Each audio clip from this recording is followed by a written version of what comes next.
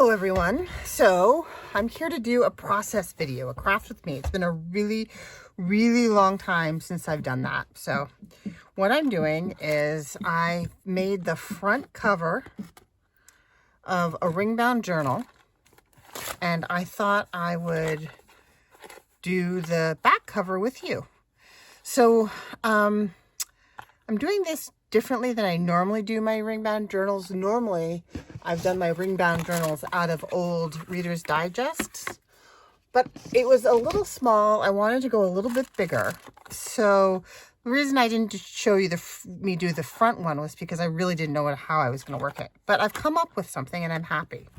So let's do that. I also just want to show you that this is going to be the guts of it. I got this Stamperia Arctic and Antarctic, and it is lovely. I'm thrilled.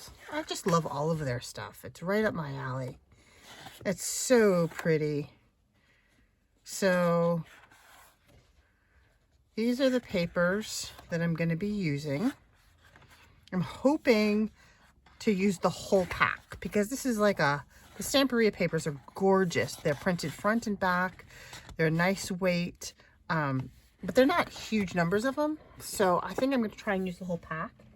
The other thing I got was I got the die cuts, which are also lovely. I can't wait to use this whale. One of my first jobs out of college was at a whale research station, and we used to chase whales across the Gulf of St. Lawrence in little inflatable boats and take their pictures. So there are all these fabulous parts to that. So I'll be using that. And then what else do I have? I've made some inky tracing paper. So I'll be using the inky tracing paper. This one has some mica spray on it, so they have a little bit of sheen. I have some embossing powders that I might try to use. And I also have, I got some of the rice paper that goes with that kit. And then I also have this one. This is just like a Michaels one, but it has some good icy looking polar bear, whaley kinds of stuff. So I might use some of that as well. Hold on. Oof. Sorry, drop stuff. So for the back cover, what I did is I cut a piece of leftover file folder, and then I also got some craft text. And I'm going to use a craft text, and I'm going to use this other piece of other color craft text for the back. And I have this kind of snowflake fabric that I got from Etsy. So what I did now here's the thing. I didn't put a pocket on the front cover, but I'm thinking that maybe I'll put a pocket on the inside of the back cover because the inside, and there's another interesting thought on the front that I hadn't really occurred to me. The front cover, the craft text is on the front, but I was thinking of putting a pocket on the inside on the back. So do I want to use the craft text? I'll use the craft text as the pocket. That's what I'll do. Thank you for helping me think through that. But does that mean I want to cover the front and the back with fabric? I think it does. I think it means I want to cover the front and the back of this with fabric.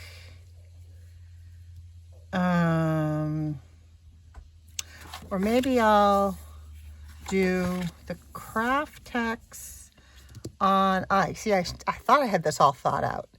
Craft text on the back of the back cover to match the front, fabric on the inside, a craft text. I've got this leftover piece of dark. I can use that as a pocket on the inside.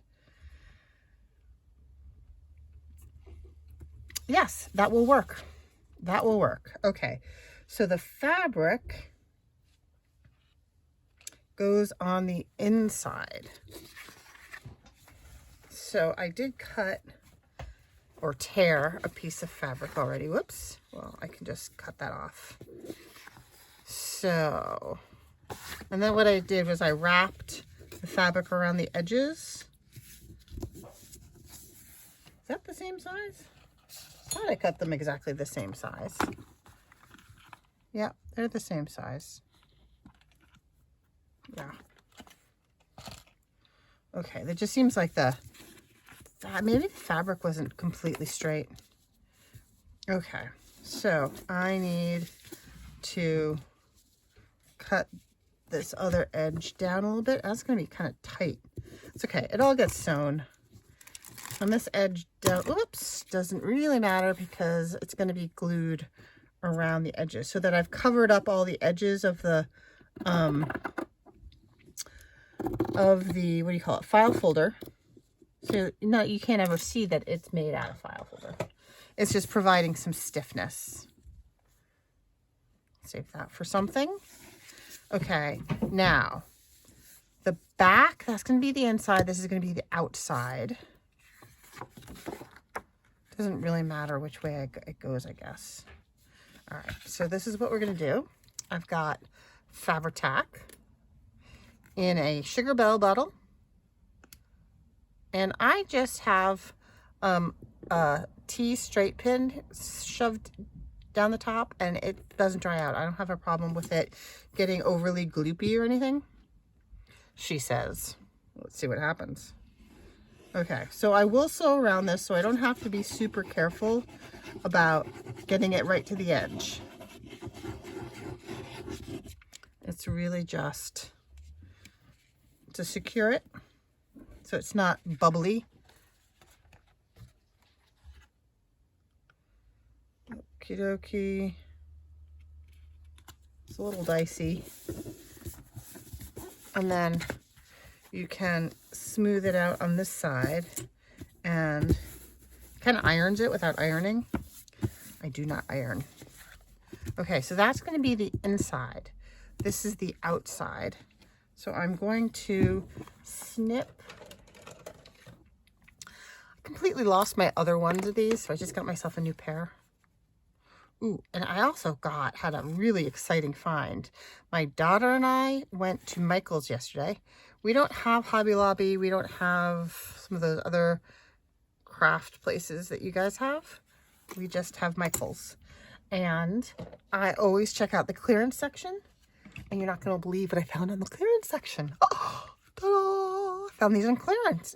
I've been telling myself I don't need them for the longest time because I have the big shot, the big bite one. But it was $10. Oh, so excited. And I've actually used it already and I love it. It's nice to have the handheld one for like the regular, because when you're doing, okay, I gotta focus. When you're doing the ring bound journals, you're making a lot of holes. So it's actually quite nice to have, focus, Jessica, the handheld one, rather than having to pull out the, the big one, which is fabulous and useful, and I do love. It's kind of fiddly right there. There we go. Which I do love, and which I was perfectly prepared to live without. But now that I have it, I love it.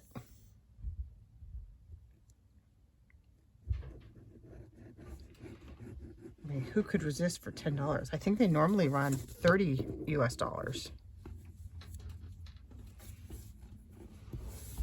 I have no idea why it was the package was completely sealed. It had never been opened. I have no idea why it would have been in the clearance. I've tried it. It works perfectly. Like, it was brand spanking new. I do not know, but I'm going to take it. Okay, this is just a little titchy bit here. Okay. So all of this is going to get covered, so the fact that it's not perfect and beautiful does not bother me. So this is going to be the inside.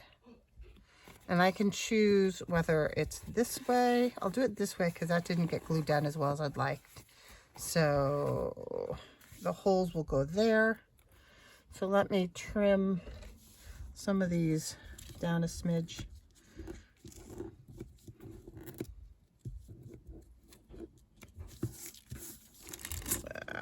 Not working.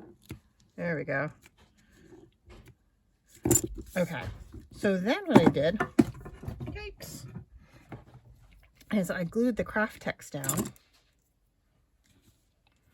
But before I glued the craft text down, is I went like this and I thought, oh dear, that doesn't cover, does it? Oh dear me.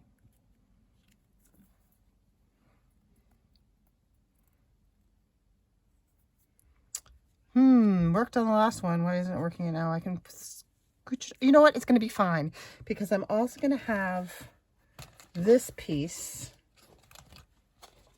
here to cover that. So the fact that it doesn't cover perfectly is fine. We're good. Okay, so I'm going to have that go down like that. But I looked at that and I thought, oh my gosh, that's kind of really boring and plain. So what I did was I crumpled it up like this. And I took my vintage photo and I distressed it. So I get a good crinkle.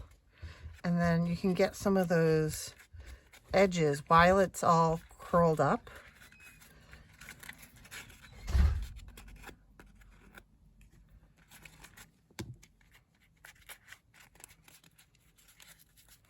And then I uncrumpled it and recrumpled it to get different edges.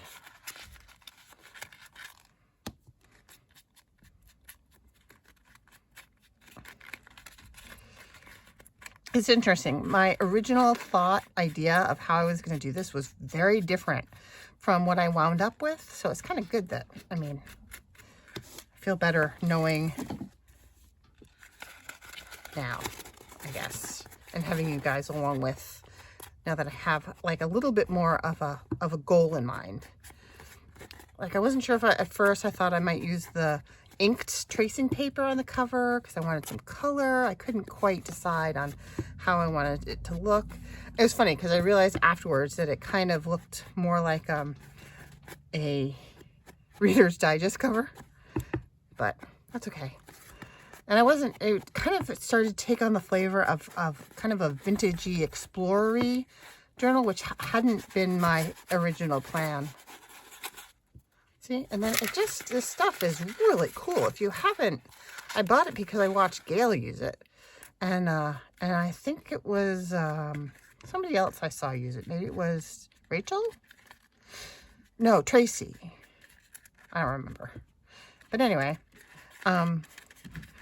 it just looked so cool. So I got some, and then it sat there for a while because I was like, I don't know how I'm going to use that. Ooh, that was good. That little bit right there. Okay. All right. So then that goes like that.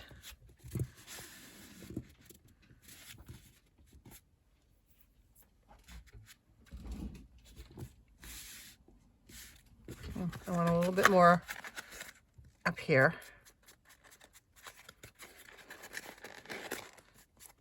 So it looks like it's been to the poles of the earth.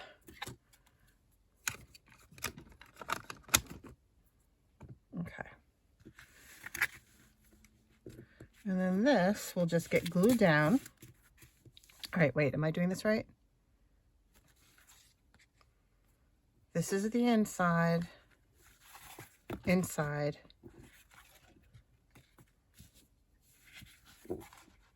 No, I wasn't.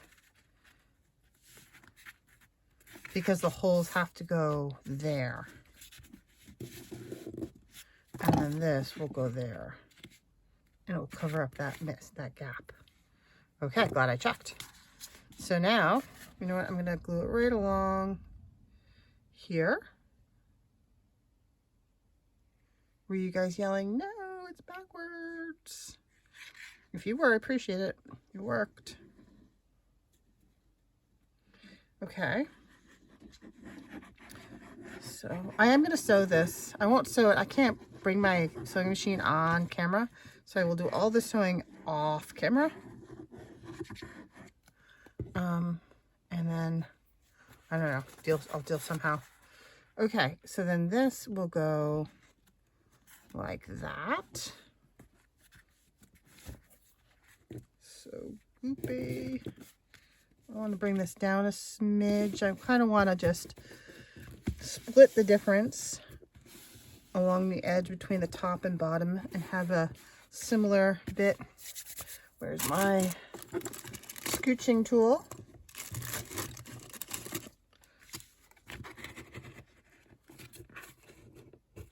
And I will have corners too, metal corners.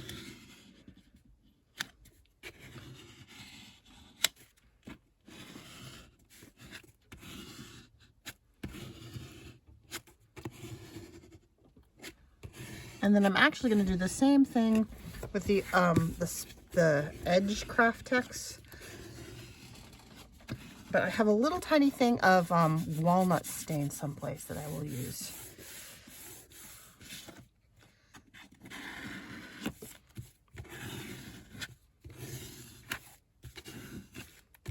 See, doesn't that look leathery and travel worn? Okay. So now I have this, and I have pre-cut and scored it. Is this right? This is going to be the back. That's going to be the back. That's going to be the inside. That's correct. But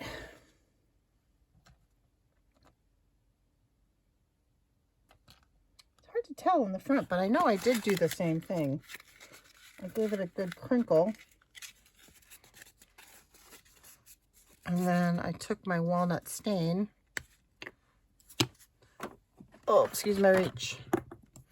So what I do is I use wine corks and I glue a piece of Velcro on the bottom, and they work as supplemental dauber things. So just crinkling it up gives it a little bit more interest and character.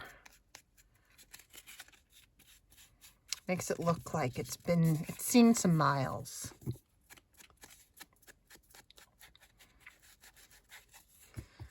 Okay, get that all. And then I'll glue it on, and then I will sew it. I don't have a lot of editing skills, so we'll see what happens.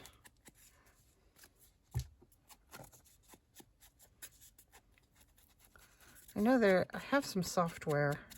I don't know. It's been a while. If I can, if you can, in YouTube Studio, can you speed things up? Or, I'm not sure about joining videos together either. Okay.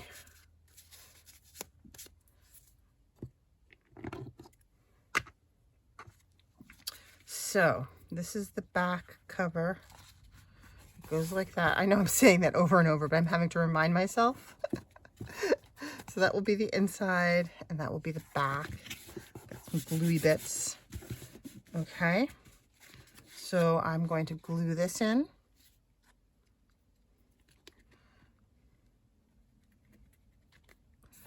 I might do, oh, you know what I should do?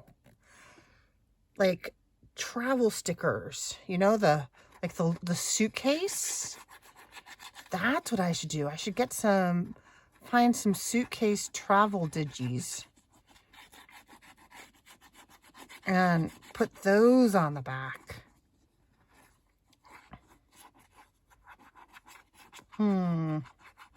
Thinking about my closure as well. I don't always do a closure with a ring bound, but I have a whole bunch of those little hitch posts. And I was thinking that might look cute on the cover with kind of a faux leather strap with holes in it. The way, I don't know if you guys watched Nick the Booksmith. She just did a lap book that had that.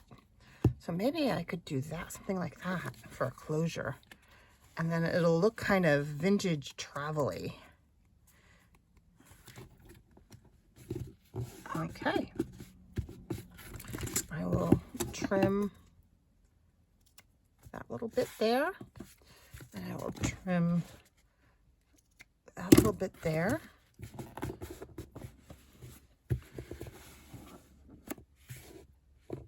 And then I'm going to sew around just like I did on the front cover.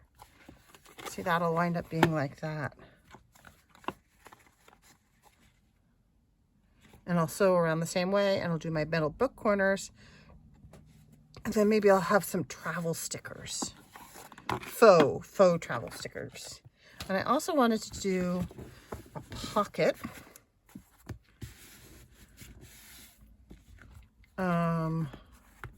On the inside.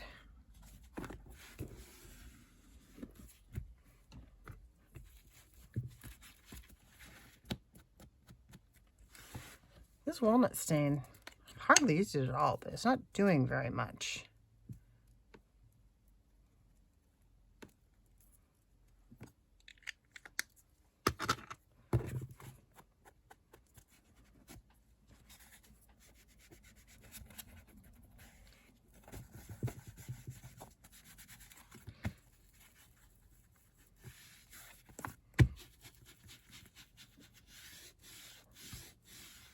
Okay, so then this is the inside, and I wanted, oh, where did that piece go? Oh, there it is.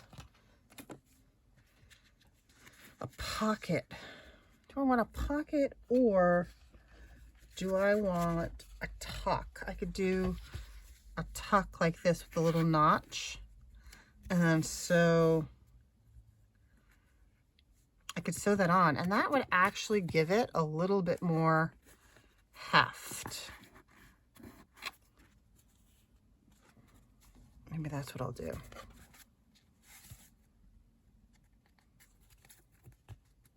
Oh, and then if I do it before I put the book corners on, then the book corners will, let's just think about that for a second. These are some bits that I was thinking about. So if I put the book corners on like that, that looks cool on that side. And that's fine there. It won't interfere too much with what goes into the pocket. That's fine. Okay.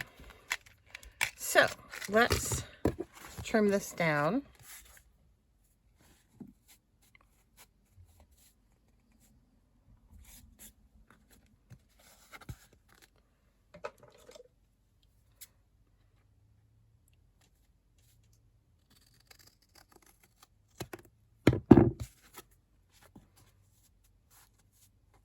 Okay, and I'll take a little nibble. I always just kind of eyeball it out of the center. And the other thing I like to do with these is I do like to round this corner here.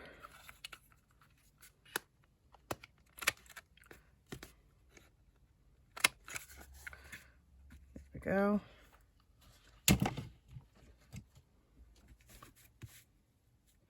that seem not straight? It seems very not straight to me. Let's see.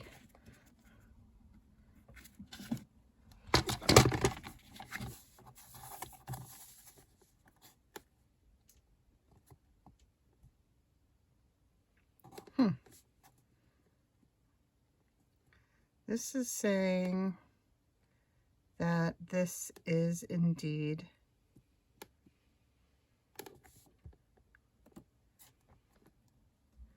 square. Maybe not. Maybe just a titch not.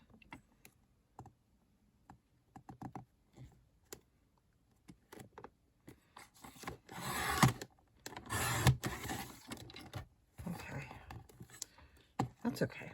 And then I'll just re-round that corner. There, that looks better to me.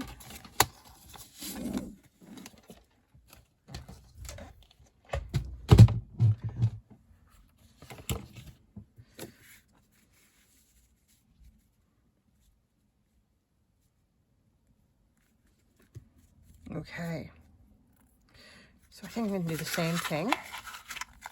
Is that unnerving to watch me squish it? Here is, excuse my reach, my walnut stain.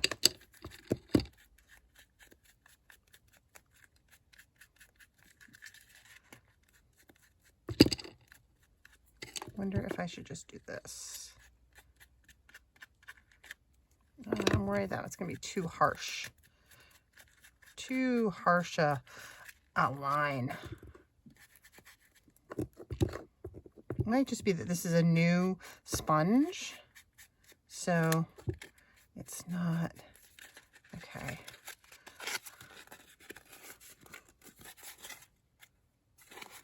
Which side did I do? I think I did this side. Yeah.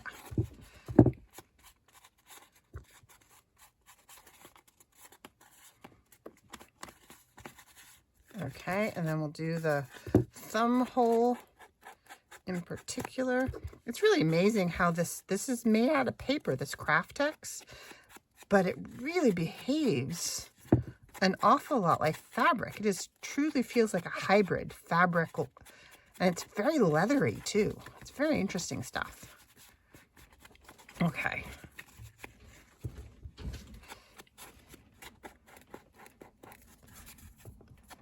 All right. And then just a little bit on this side. Okay. I'm going to call that good. And then I am going to,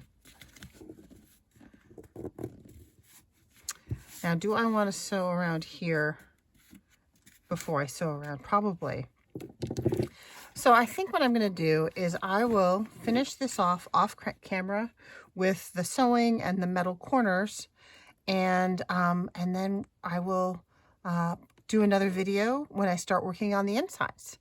So thanks for joining me on my return to craft-alongs. I hope you enjoyed that, and I hope you know, let me know if you're going to do something similar, or if you've done something similar, or what you're working on. So I hope you have a great weekend, and I'll talk to you later. Bye-bye.